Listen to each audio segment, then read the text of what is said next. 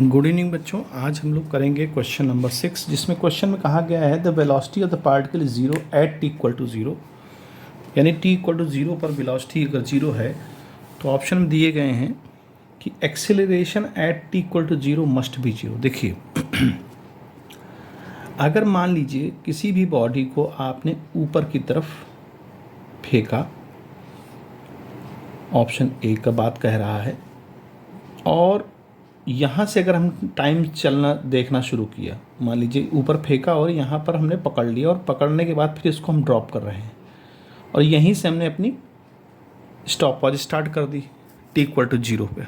ठीक है, स्टार्ट कर दी तो कहता है क्या एक्सेलरेशन जीरो होगा? तो आंसर है नहीं। देखिए अगर मान लीजिए यहाँ पर आप ड्रॉप भी कर रहे हैं स्टार्टिंग से और जिस समय टी इक्वल टू जीरो है तो वेलोसिटी तो आपकी जीरो होगी, इनिशियल वेलोसिटी जीरो होगी, लेकिन एक्सीलरेशन तो नीचे की तरफ काम कर ही रहा है वहाँ ग्रेविटी की वजह से। तो यहाँ पर हम ये नहीं कह सकते कि एक्सीलरेशन मस्ट बी जीरो, क्योंकि मस्ट उसने बोल दिया ना, मस्ट का मतलब जीरो होगा ही होगा, तो ये तो सही नहीं है। तो ये ऑप्शन आपका गलत है।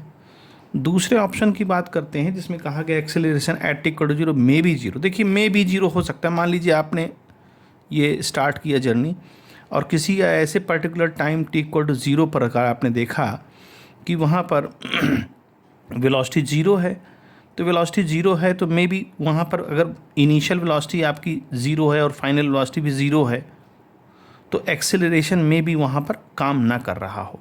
एक्सेलरेशन भी हो सकता है जीरो हो सकता है, लेकिन मस्ट का नहीं हो सकता।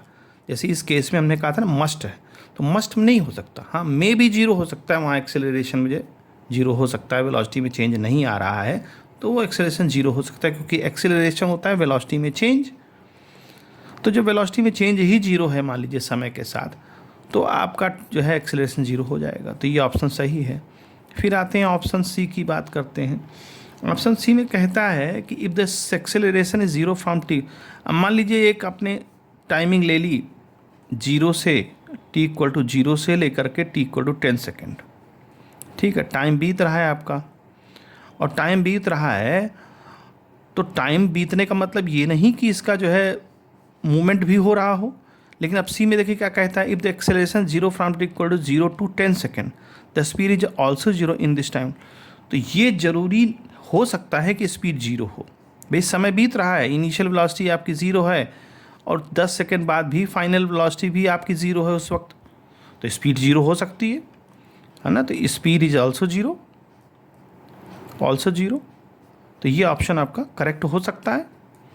फिर डी वाले की बात कर लेते हैं। डी में देखिए क्या कहता है। डी में ये कहता है कि if the speed is zero from zero, तो स्पीड अगर जीरो है, जैसे कि अभी ऊपर वाले डिस्कस की स्पीड अगर जीरो है, जीरो से 10 इक्वल टू जीरो टाइमिंग से 10 सेकेंड तक, तो एक्सेलरेशन आल्सो जीरो। तो भाई एक्सेलरेशन जीरो होगा ही होगा, क्योंकि वेलोसिटी में चेंज होता है टाइम इंटरवल के साथ। और जीरो से 10 सेकेंड के बीच में अगर वेलोसिटी में कोई चेंज ही नहीं है, टाइम भले ही आपका 10 सेकेंड बीत गया हो, लेकिन उस वक्त एक्सेलरेशन फिर ज़ीरो माना जाएगा। इस तरह से डी वाला ऑप्शन भी करेक्ट है।